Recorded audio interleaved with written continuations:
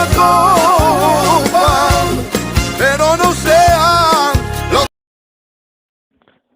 Amén, perdonadme. Nunca, lo siento, quien me conoce sabe que nunca me anuncio, nunca jamás es muy difícil que me anuncie. Pero dado que voy a hablar de un tema pues complicado y que tiene muchas ramas, mucha historia y mucho sistema interpretativo, pues lo he puesto, lo he compartido con los hermanos para que alguno que tenga interés lo escuche. Y nunca me anuncio, porque no soy partidario de anunciarnos a nosotros mismos. Sí anuncio a otros hermanos porque creo que es de Dios compartir las cosas que Dios nos da. Pero yo personalmente lo mío nunca lo pongo. Solo hoy porque sé que es necesario en muchas áreas, ¿vale? Muchas gracias por invitarme. Sé que es un canal en el que se mueve mucha gente de Dios, muchísima gente de Dios, con mucho conocimiento, con mucho nivel y a una altura que es difícil estar, la verdad. Es un canal con gente de Dios y con sabiduría de Dios. Y nada, pues esta noche voy a estar compartiendo más o menos 45 minutos, ¿vale? Porque yo los estudios los suelo dar de entre media hora a 45 minutos. Sé que 45 minutos necesito mínimo y en sí no va a ser un estudio, sino un coloquio en el aire, ¿vale? Porque quiero que luego, pues, las preguntas que me salgan acerca de textos, vosotros, sinceramente quiero que os comportéis un poquito como calvinistas. Así, si hay algún calvinista, no nos damos cuenta. Simplemente que habléis como si fueseis calvinistas. Las preguntas que un calvinista haría, los versos que un calvinista usaría, porque sí, acaba de empezar, sí, Dios te bendiga, Agustín, sí, un estudio de soteriología. Porque en 45 minutos no voy a poder exponer todo y mucho menos tocar todos los versos y las interpretaciones que haya. Entonces, quiero que os comportéis algunos como calvinistas y que cuando termine los 45 minutos me hagáis una pregunta o me rebatáis alguna interpretación, porque si no, no vamos a poder aclarar muchas cosas porque no me puedo acordar de todo, ¿vale? Porque es un tema muy difícil. El calvinismo, ya sabéis, que es un sistema que le llaman agustiniano, cosa con la que no estoy de acuerdo, aunque históricamente se le pueda llamar así, ¿vale? ¿Por qué? Porque Agustín fue el primero que habló de la gracia irresistible, bueno, por vías anchas, ¿vale? Que mucha gente aceptaba, Agustín de Hipona, alrededor del siglo IV y V, pero se entiende que él fue alguien muy importante en este sistema, ¿vale? Ya sabéis que los puntos es la perseverancia de los santos, que es la salvación no se pierde, la expiación limitada, que es Cristo murió solo por los escogidos, la elección la elección incondicional, que es la elección soberana, que quiere decir que Dios escoge a quien quiere, cuando quiere, porque te da la gana, y a los demás no los escoge. ¿Sabes? O sea, ya sabéis los puntos, aunque ahí los ha puesto en el orden inglés, pero ese es el orden verdadero, los ha puesto Josué Navarro.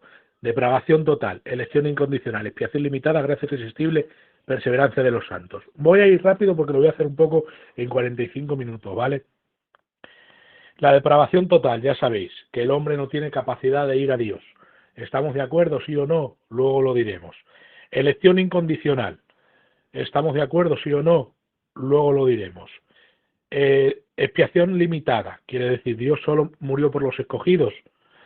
Pues luego lo diremos. Gracia irresistible. Dios al que llama a la fuerza va a ser atraído y va a aceptar sí o sí el llamamiento de Dios. Luego lo diremos. Perseverancia de los santos. Quiere decir, ¿Dios nos preserva en salvación? ¿O hay una forma fácil de perder la salvación? ¿O hay una forma, aunque sea difícil, de perder la salvación? Pues luego lo vamos diciendo, ¿vale? Lo primero que tengo que hablar es que históricamente el calvinismo, como así lo llaman, no tiene su base en Agustín, más quisieran los calvinistas. Luego yo te lo paso, Raúl Igurri. Si me envías el teléfono por privado, te lo puedo pasar descargado. De todas las formas, luego si queréis en Facebook yo tengo 3 vídeos acerca de esto, ¿vale? Pero bueno, voy a ir resumiendo. El calvinismo no comienza en Agustín de Hipona, ¿vale? Porque si vemos una cita, creo que es del año, ahora los años, no me voy a acordar de todos los años y de todas esas cosas, porque no tengo nada delante, aposta lo quiero hacer de cabeza para resumirlo, y ya voy a comenzar. En el año creo que es 225 hay una cita de Orígenes que dice los gnósticos, o sea, los herejes, que enseñan que hay gente que se va a salvar sin posibilidad de perderse, y hay otros que aunque quieran salvarse no pueden. La cita es diferente, pero si alguien las quiere, yo luego os la paso porque tengo todo eso guardado, eso sí que lo tengo escrito por ahí, aunque no lo tenga delante. Y él, cuando dice los herejes, se refiere a los gnósticos. Y fíjate lo que decían los gnósticos. Los gnósticos vienen de la filosofía griega, de los estoicos, los epicureos, de Platón, de todos esos antiguos que hemos escuchado hablar tantas veces. De Séneca, no son mitos, existían. Ellos hicieron filosofía, ¿vale? Y cada uno en su filosofía enseñaba su tipo de sabiduría. Por ejemplo, en la Biblia vemos parte de esa filosofía contradicha, ¿vale? Y algunas las utilizan para poder establecer enseñanzas de lo que quieren transmitir. Por ejemplo, los gnósticos o los de la filosofía griega decían que existía un verbo el cual era soberano y había creado todas las cosas y manejaba todas las cosas conforme él quería.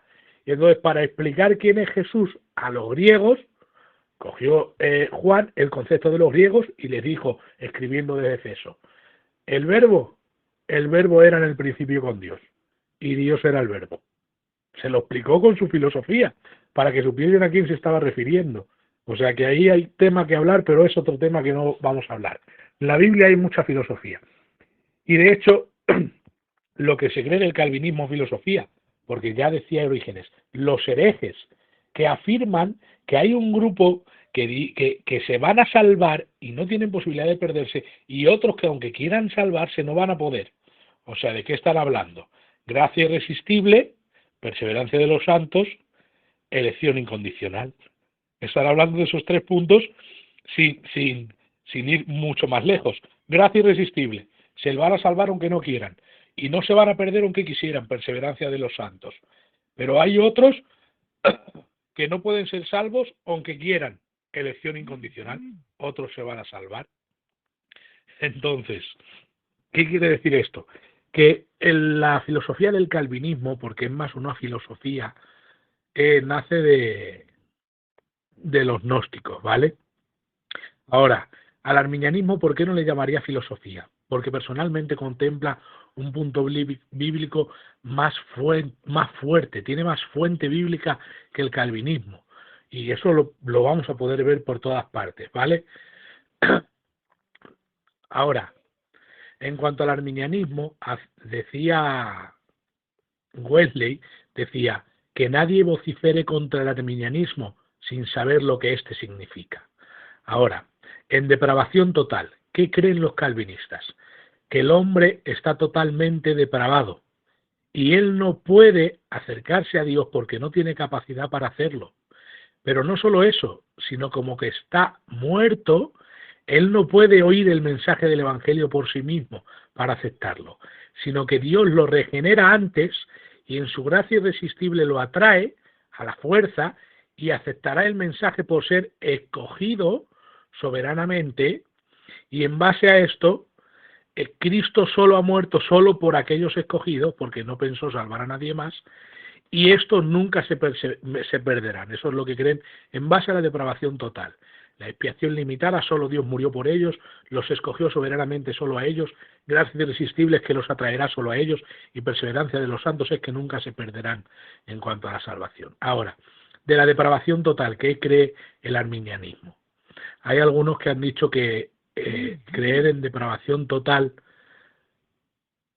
no es arminianismo, eso es calvinismo.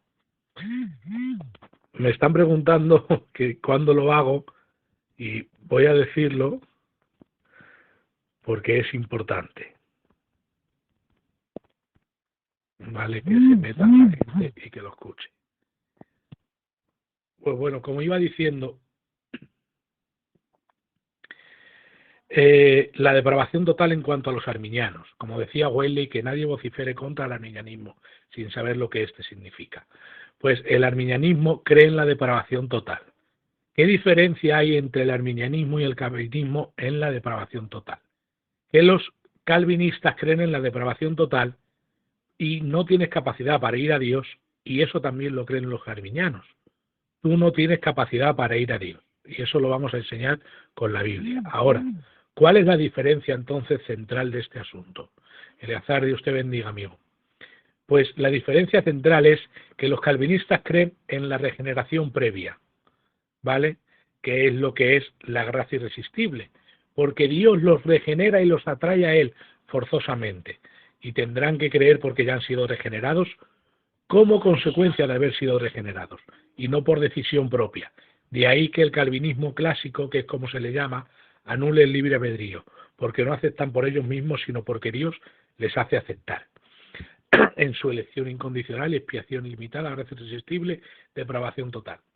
Entonces, ¿qué cree el arminianismo? Cree que estamos depravados, que no tenemos capacidad para ir a Dios. ¿Esto es verdad? Bíblicamente hablando, sí. ¿Por qué? Porque la palabra de Dios dice, nadie puede venir a mí, a mí, si el Padre no lo trajere. Y luego vamos a hablar acerca de ese verso, el verbo traer o arrastrar, que luego vamos a explicarlo. Y por si acaso alguien, si se me olvidan esos puntos, me los volvéis a repetir, porque lo que quiero es exponer lo que es calvinismo y arminianismo. Ahora, ¿qué cree el arminianismo? Cree que es verdad que estamos incapacitados para ir a Dios. Dice que el hombre carnal no puede cumplir la ley de Dios, que no se puede sujetar a ella, lo dice la palabra de Dios. Y dice la Biblia, nadie llama al Señor, Señor, si no es por el Espíritu de Dios. O sea, nadie proclama al Señor que Él es Señor, si no es por el Espíritu de Dios. Y la palabra de Dios nos enseña que estamos muertos en delitos y pecados, es una verdad como una casa, y dice la Biblia que los que están en la carne no pueden agradar a Dios. O sea, no pueden cumplir la ley de Dios, no pueden agradar a Dios, nadie puede venir a mí si el Padre no lo trajere, estamos muertos en delitos y pecados. Una verdad como una casa. Ahora, ¿qué enseña el arminianismo? Pues para mí el arminianismo tiene la verdad y el calvinismo no en este sentido. Porque ellos dicen que cuando tú quieres aceptar a Dios es porque has sido previamente regenerado. Y ese querer no es de ti, sino que Él lo fuerza y lo atrae y lo arrastra para que tú creas a la fuerza, de manera que en cierta manera no eres tú ni siquiera quien crees. Por eso anulan el libre albedrío. Pero nosotros, o sea, los arminianos en sentido clásico, creemos que en nosotros no está la capacidad para ir a Dios. ¿Quiénes creen los que tenemos capacidad para ir a Dios? Son los semipelagianos y los pelagianos.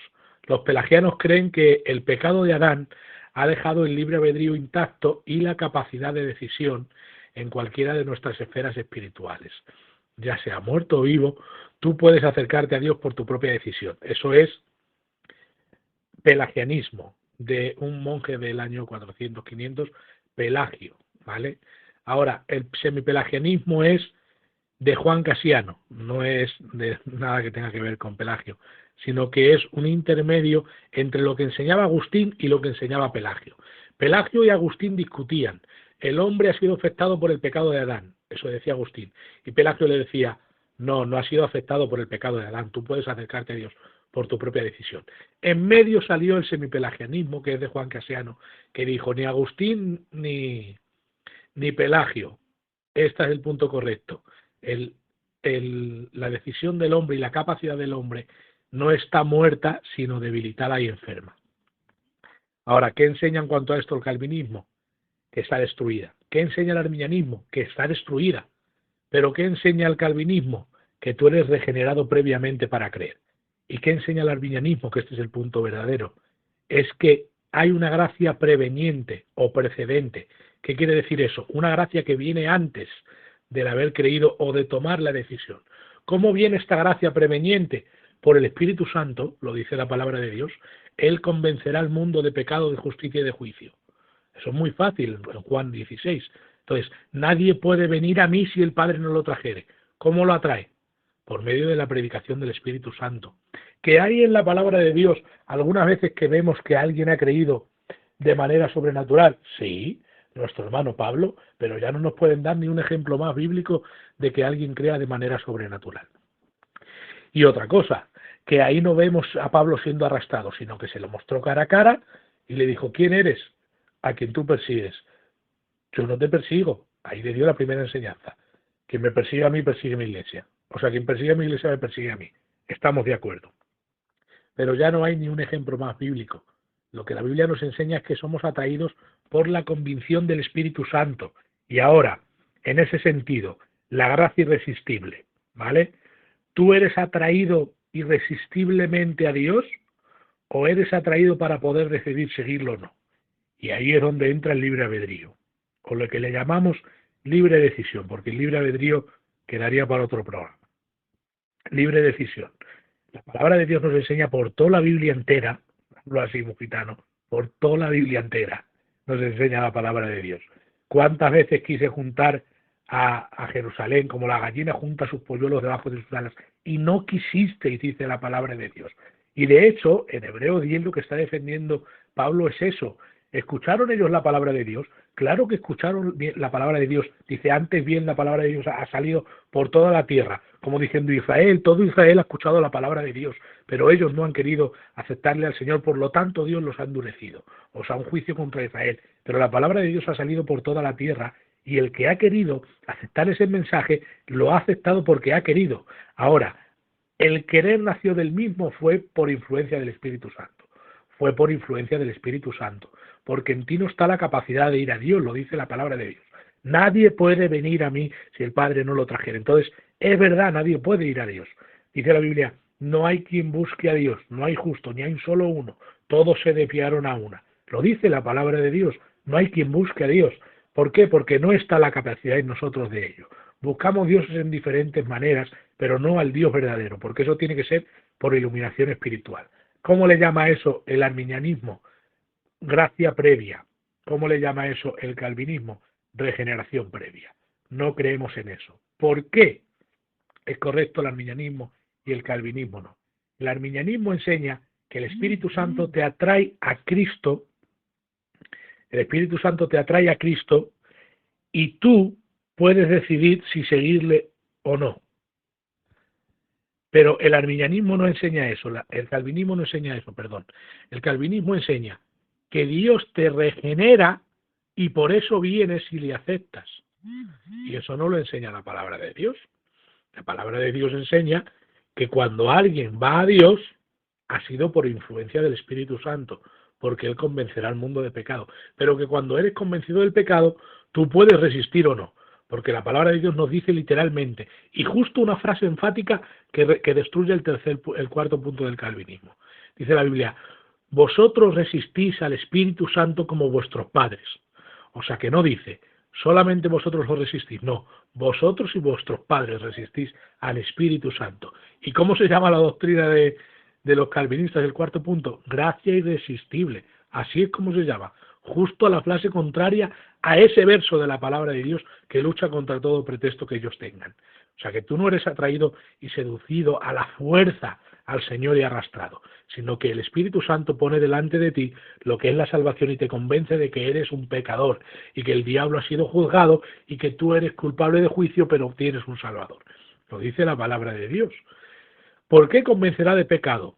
Por cuanto no creen en mí, dice. Entonces los incrédulos tienen que ser convencidos de pecado. En la elección incondicional, aquí hay mucho tema que hablar. Ellos dicen que somos elegidos incondicionalmente y soberanamente y arbitrariamente. Tú sí, tú no, tú sí, tú no, tú sí, tú no. Nosotros decimos que todos los que vienen a Cristo son escogidos en Cristo. Ahora, bíblicamente, ¿quién tiene la razón? ¿La Biblia enseña la doctrina de la elección? Sí, por todas partes. ¿Enseña la doctrina de la predestinación para salvación? No, en ningún lado. ¿Enseña la doctrina de ser escogidos en Cristo para salvación? Sí, en Tesalonicenses. Pero todos los versos, y quiero que esto no os lo puedo decir, yo de memoria ya os he dicho antes que no tengo nada delante. Todos los versos que puedas ver de la elección dice, me gozo de que hayáis sido escogidos desde antes para salvación. Y ahora date cuenta del detalle en Tesalonicenses. Dice, en santificación del Espíritu y la fe, la verdad. ¿Cómo eres escogido para salvación? En santificación, dentro de la santificación y la fe en la verdad. No antes de ejercer santificación y fe. Lo dice la palabra de Dios así literalmente. En santificación del Espíritu y la fe en la verdad. Puedes verlo tú mismo con tus propios ojos cuando veas ese verso. Entonces, la palabra de Dios no enseña que somos escogidos fuera de Cristo para luego venir a Cristo, porque eso coloca tu elección por encima de su sacrificio. Sin embargo, el arminianismo pone el sacrificio de Cristo antes de todo mérito de salvación y dice, vosotros fuisteis escogidos en Cristo, predestinados en Cristo Jesús para ser adoptados hijos suyos. Entonces, ¿has sido predestinado para ser adoptado hijo suyo antes de que Cristo existiese o antes de que Cristo estuviese en la mente de Dios? No. Cristo primeramente para dentro de él ser adoptado hijo suyo. Predestinados en Cristo Jesús para gloria del Dios Padre.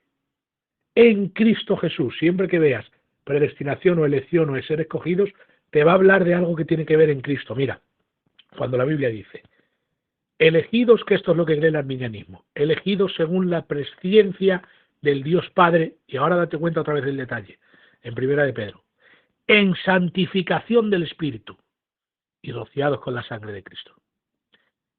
Para obedecer. ¿Para obedecer cómo? En santificación del Espíritu. Ahora, si alguien que está santificado en Espíritu no es salvo, pues ya tienen la razón ellos.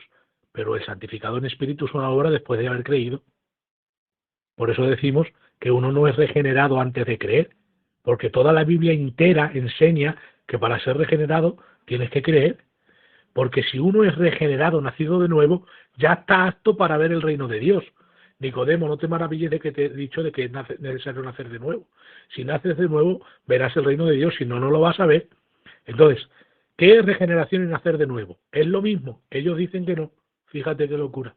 Cuando regeneración en griego es palingenesia, que significa nacer, palín, y genesia, de nuevo.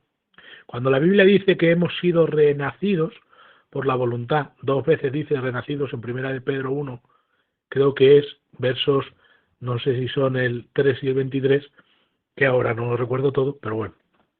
La palabra renacer es lo mismo, es annagenao, que es nacer de arriba, como la palabra que aparece en Juan capítulo 3, verso 3, creo que es cuando habla con Nicodemo, que le dice, te es necesario nacer de nuevo, te es necesario nacer de arriba. Ahí le dice genao anoxen, nacer de arriba, y anagenao quiere decir lo mismo, anagenao en griego, que quiere decir nacer de arriba también. O sea, todas las palabras que tienen que ver con renacer o nacer de nuevo o regeneración significan lo mismo, nacer de arriba, nacer de arriba, nacer de nuevo. Y esa es la idea que lleva el nacimiento de nuevo por todas partes. Entonces, si tú eres regenerado previamente, antes de creer, eres salvo sin haber creído y sin haber ejercido fe. Eso contradice toda la Biblia de plano. Si la Biblia dice, sois salvos por gracia mediante la fe, y esto no de vosotros, es don de Dios. Luego hablamos, si queréis, de ese verso, de si la fe es un don o no. Se puede tocar ese tema. Ahora, si tú eres regenerado sin haber creído y sin haber ejercido fe en Cristo, eres salvo sin Cristo.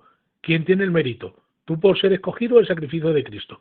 Tú por ser escogido, destruye el mérito de Cristo. Pero todo lo que se enseña de regeneración y salvación, fe y gracia en el arminianismo tiene que ver con el epicentro de Cristo. Por eso hay un libro que aconsejo leerlo, que es Escogidos en Cristo, de José María Martínez y Ernesto Trencharet. Digo que lo leáis a todos los que queráis saber más de este tema, porque te enseña verso por verso cómo en Efesios somos predestinados en Cristo para ser adoptados hijos suyos. Somos predestinados en Cristo para alabanza y gloria del Dios Padre. Somos escogidos en santificación del Espíritu y la fe en la verdad. Somos elegidos según la presciencia del Dios Padre en santificación suya para ser rociados y para obedecer.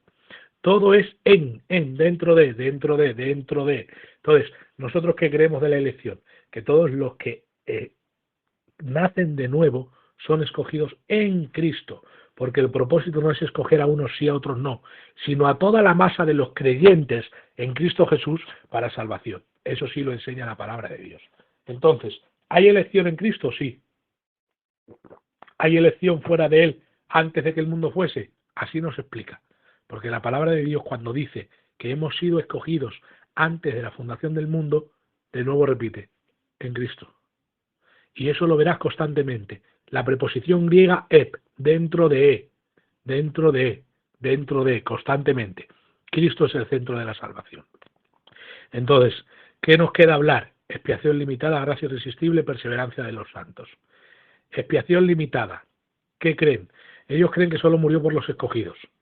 Pero claro, es que eso no lo podemos creer cuando la Biblia dice, Él es la propiciación por nuestros pecados, y no solamente por los nuestros, sino por los de todo el mundo. Y ahí ellos dicen que mundo significa escogidos.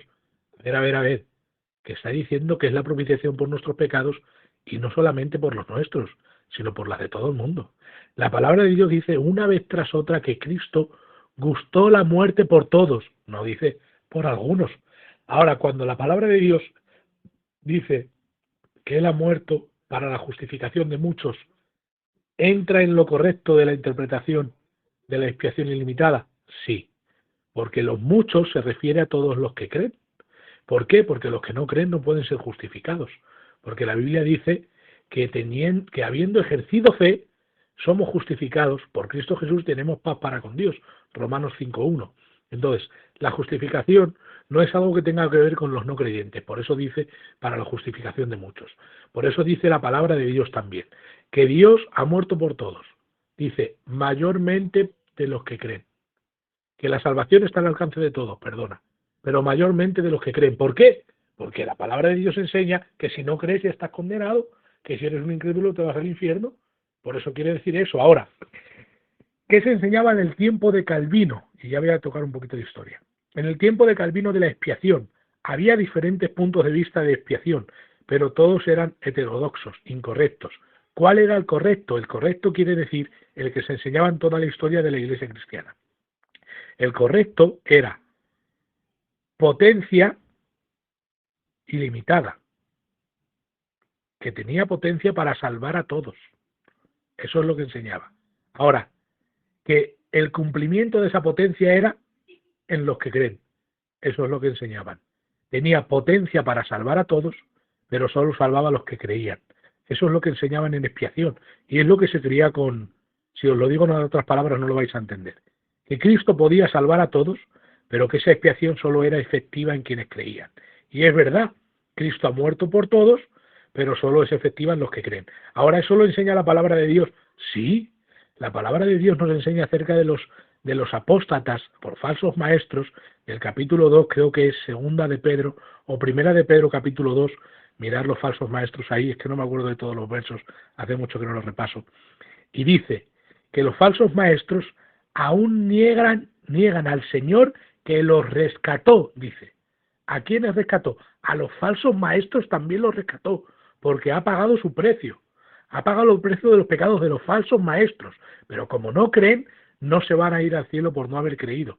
Pero dice la Biblia, aún niegan al mismo Señor que los rescató. Van a ir al infierno los falsos maestros cuando Dios los ha rescatado. Entonces, os voy a decir las otras palabras para que lo entendáis. Potencia para todos, eficacia para los que creen. Solo es eficaz para los que creen. Tiene potencia para salvar a los falsos maestros, pero como no creen, aunque el precio de su rescate ha sido pagado, ellos no lo han aceptado para sí. Por eso habla de potencia y eficacia.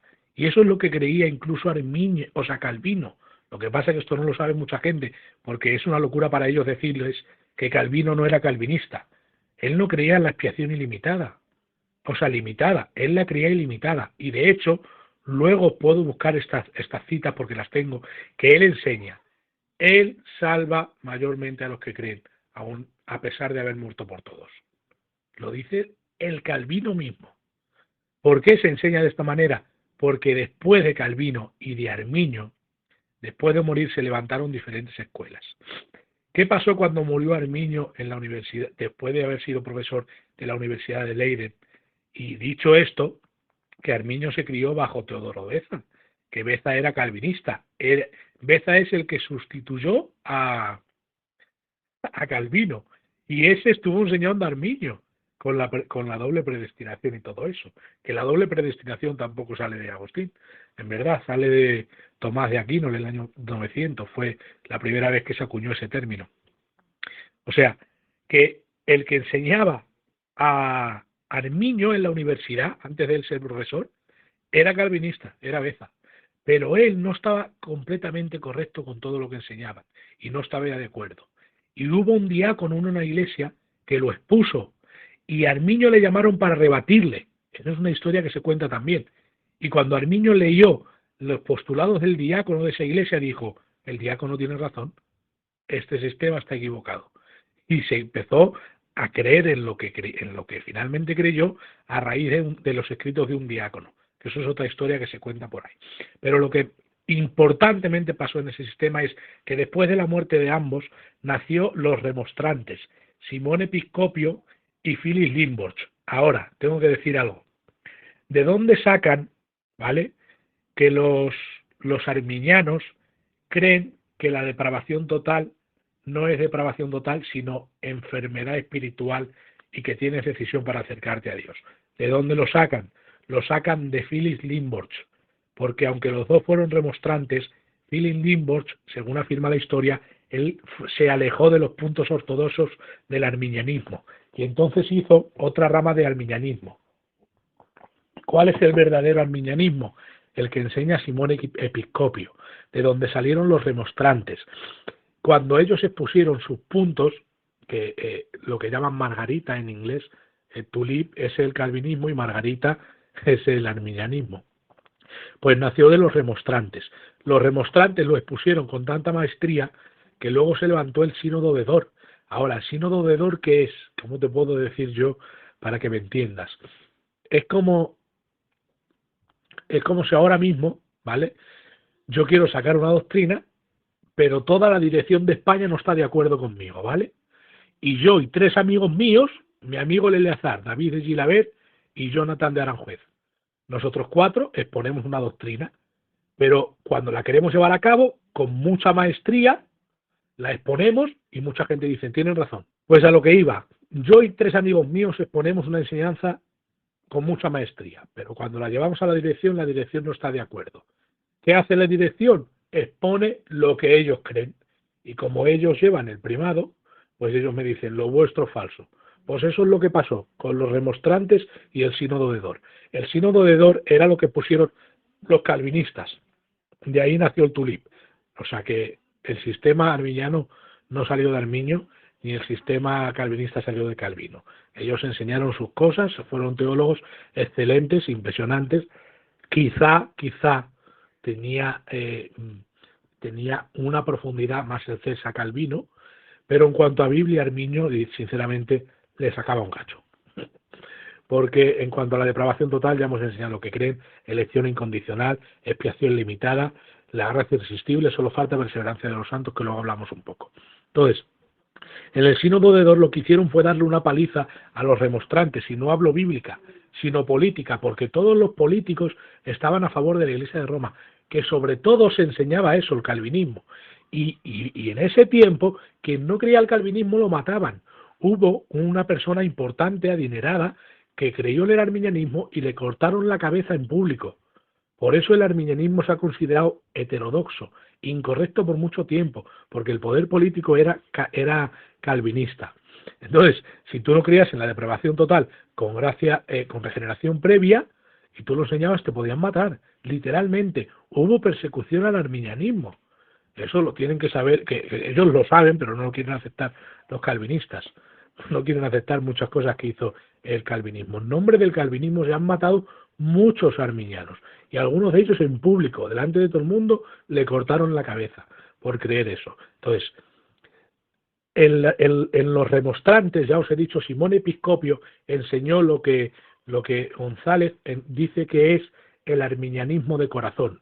Ahora, el otro arminianismo que conocemos, que es el que, con todos mis respetos a Francisco La Cueva, él escribe en su libro, ¿vale?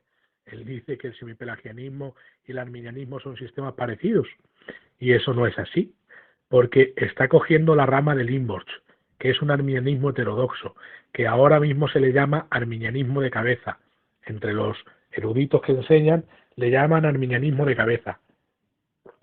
¿Por qué no de corazón? Porque no es fiel a las enseñanzas de Calvino, de Arminio. Porque Arminio enseñó todo lo que Simón Episcopio enseñó. Y todo lo que dijeron los remonstrantes se puede demostrar con los 4 volúmenes de Arminio. Pero lo que dijo Limborch no. Porque Arminio, por hablar de una depravación total, que puede escoger al final entre ser salvo o no, en la última manera de decisión le dijeron, él apoya al semipelagianismo. Pero sin embargo es todo lo contrario. En el tiempo de Arminio le decían que era agustiniano. ¿Por qué? Por lo de la depravación total. Porque tú eras atraído por medio del Espíritu Santo.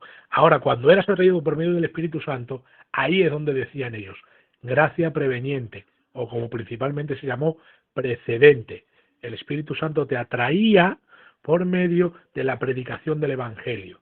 Y no era atraído, arrastrado, como dice la palabra en griego, pero que quiere decir arrastrado hasta cierto punto. Ahora, ya solo explico esta palabra en griego porque llevo 32 minutos y 35. Bueno, puedo exponer algunas cosas más. En cuanto a la depravación total, ya os he dicho, estamos depravados, no tenemos capacidad para ir a Dios por nosotros mismos. ¿Quién enseña que sí tenemos capacidad?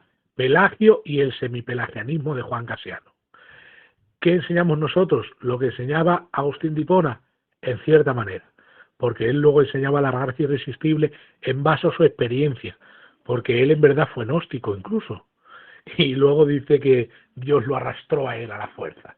Entonces, en base a esa experiencia hizo esa doctrina, eso también que quede claro, no fue un asunto de Biblia, no se puso a investigar Biblia, fue después que quiso apoyar su idea y su experiencia con la Biblia, por eso hubo una torcida de doctrinas ahí, y desde ese tiempo hasta nuestros días.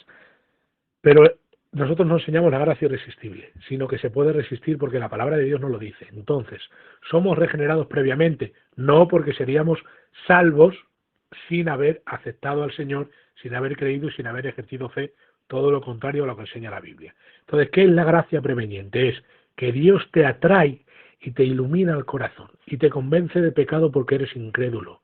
Y te dice, necesitas una justificación de parte de Dios y esa se encuentra en Cristo. Esto es un idioma invisible y espiritual al corazón. Y es ahí donde tú o decides resistir o decides aceptar el mensaje de salvación. Y la palabra de Dios esto nos lo dice 50.000 veces. Uno de los versos que utilizan, Dios abrió el corazón de Lidia para que atendiese a las palabras de Pablo. No dice para que creyese, dice para que atendiese. Y cuando tú atiendes la palabra, decides si creer o no. Pues ellos dicen que con el verso de Lidia regeneró su corazón. Entonces, sin haber ejercido fe, era salva. Porque ellos dicen que regeneración y nacimiento de nuevo no es lo mismo. Pero si regeneración palingenesia, que significa nacer de nuevo, como anagenar, nacer de arriba, como nacer de nuevo en Juan 3.7, que es genauanotzen, que significa lo mismo, nacer de arriba, que es lo mismo en todas partes, nacer de nuevo y nacer de arriba. Tiene que ver con algo actual.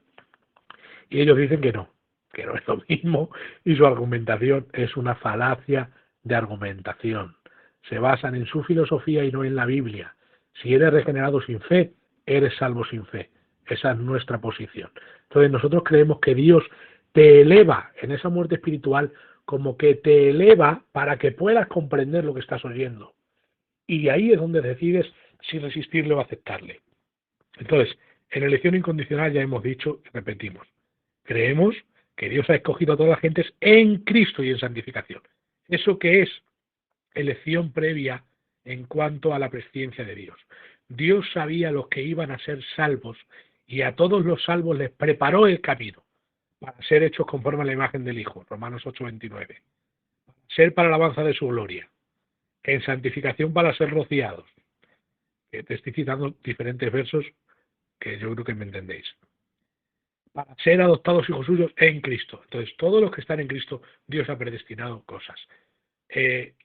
Somos hechura suya, creados en Cristo Jesús para buenas obras, las cuales Él preparó de antemano. Luego, las buenas obras no han sido preparadas para los malvados, sino los que están en Cristo Jesús para buenas obras. Y esa es la doctrina arminiana por todas partes. Ahora, en cuanto a la perseverancia de los santos, es un tema que vamos a dejar para el final y para las preguntas, ¿vale? Creemos en la perseverancia de los santos y Arminio la creía, lo dejo claro, ¿vale? ¿Quién no cree en la perseverancia de los santos? Semipelagianismo y pelagianismo. El pelagianismo dice que tú decides ir a Dios, que tú decides aceptar a Dios y que tú decides permanecer en Dios y que finalmente tu salvación es prácticamente por obras. ¿Quién adoptó mucho esto? Principios de la Iglesia Católica. El semipelagianismo es: eres un ser debilitado, enfermo pero no destruido. Puedes acercarte a Dios por tu decisión, pero serás mantenido en santificación por gracia. Por eso es diferente a los otros sistemas del pelagianismo. Es un intermedio entre el pelagianismo y agustinianismo. El agustinianismo no enseña eso. Eres atraído por gracia irresistible, que es por gracia irresistible, y eres mantenido por gracia irresistible, y eres salvo por gracia irresistible. Eres un muñeco. Por eso es elección incondicional. Ahora el arminianismo enseña: tú eres atraído por el Espíritu Santo, y si decides creer, eres sustentado por gracia para salvación. No le añades ningún mérito al Señor, y cuando estás en el cielo has sido por pura gracia. Ahora, ellos utilizan en contra. Pero creer es una obra, entonces tú tienes mérito. No, la Biblia dice: el que obra se le da el salario como pago, mas el que no obra, si no cree, no obra, si no cree, lo dice Romanos 4, no obra, si no cree, su fe le es contada por justicia. Lo dice Romanos capítulo 4. No obra, si no cree. Entonces creer no es una obra. ¿Por qué? Porque lo dice ese verso. No está obrando, está creyendo. Está depositando la confianza en un objeto de fe llamado Jesucristo. O sea que eso no es ningún tipo de obra, y ese texto lo contradice, creo que de plano, y como un camión lo choca. O sea que no nos podemos dejar guiar por eso de creer es una obra, tienes mérito. Ahora, la palabra taso, que se me había olvidado, por eso digo que después quiero que me hagáis preguntas, porque ya voy a terminar, ¿vale? Taso, cuando dice trajere, si el Padre no lo trajere, ninguno puede venir a mí. Ahí ellos dicen que es arrastrar por la fuerza. Mentira. Es arrastrar por influencia. Hay un capítulo en la Biblia donde Pedro saca las redes, y cuando la palabra enseña que Pedro estaba arrastrando las redes desde la barca, quiere decir que la fuerza de la barca arrastraba por influencia las redes. Ahí está la palabra taso. ¿Por qué? Porque con la fuerza del mover de la barca, la red era arrastrada. Ahora, cuando dice que la arrastra fuera a la orilla, ahí es elco. ¿Por qué? Porque la arrastra con su propia fuerza, no por la fuerza de la influencia del barco. ¿Dónde está esa palabra también? En Santiago, cuando dice delante de los tribunales. Ahora, ahí arrastrar es elco, y fero, la otra es fero, perdón. Taso es otra palabra que luego os diré si salta la pregunta del verso. Es fero y elco. Elco es la palabra que aparece en Juan, para arrastrar. Pero cuando dice que arrastraba por influencia, es elco.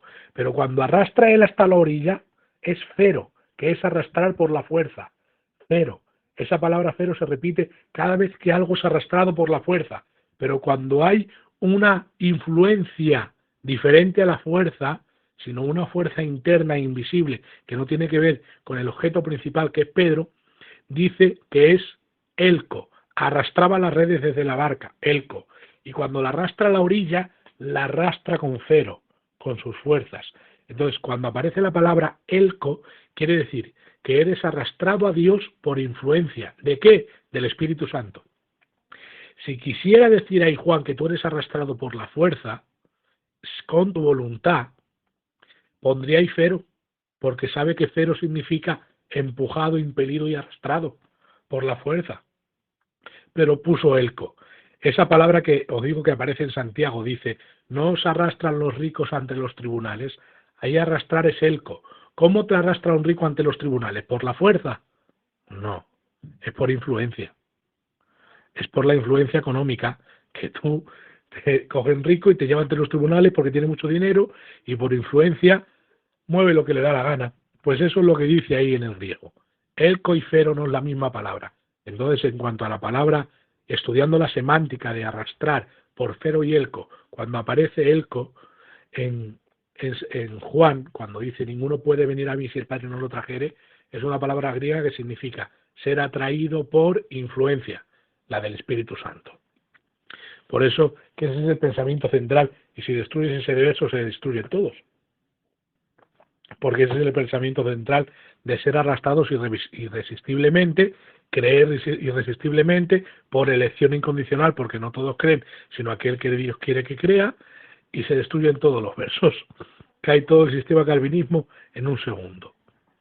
Lucas 7:30, creo que me estás hablando de aquel que rechazaron los designios de Dios.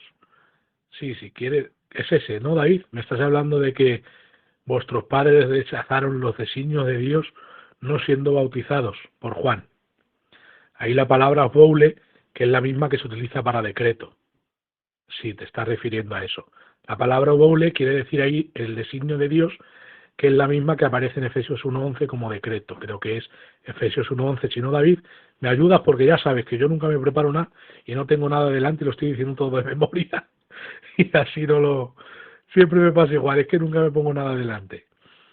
Así que a lo que se refiere David es que hay decretos de Dios que son resistidos por la voluntad humana y eso lo enseña la palabra de Dios por todos lados. Dice la Biblia, Juan 5:40, y no queréis venir a mí para que tengáis vida. Entonces, no podemos decir lo que dicen los calvinistas, no, pero es que no querían tener vida verdaderamente porque Dios había predestinado tener vida. Entonces, que estaba jugando con ellos a los dados. Como decía Albert Einstein, Dios juega con nosotros a los dados. Por favor, eso es un pensamiento ateo. Pensar que Dios juega con nosotros a los dados. Les está ofreciendo la salvación, pero se lo está ofreciendo de Jojana. Es de broma, no se lo está ofreciendo verdaderamente. Les dijo a ellos, no queréis venir a mí para que tengáis vida. Lo decía en serio, no querían venir. Si llegan a venir, tienen vida, pero no querían venir a él. O sea que eso es una verdad bíblica que está por todos lados. Así que he resumido en Historia y Doctrina y algunos versos lo que es este tema del calvinismo y el arminianismo. Entonces lo voy a dejar hasta aquí porque ya llevo 46 minutos, 32 y 14, y ya las preguntas que tengáis me las hacéis. Por eso os he dicho que os comportéis ahora como calvinistas. Darme los versos de vuestra base y yo los intento explicar bajo la poca capacidad que me quede. Ya va a explicar algunos versos porque me vuelvo loco con este tema, ¿vale? Pero así que ya dejo el micro abierto para que podamos hacer preguntas acerca de estos temas, ¿vale? Que Dios os bendiga.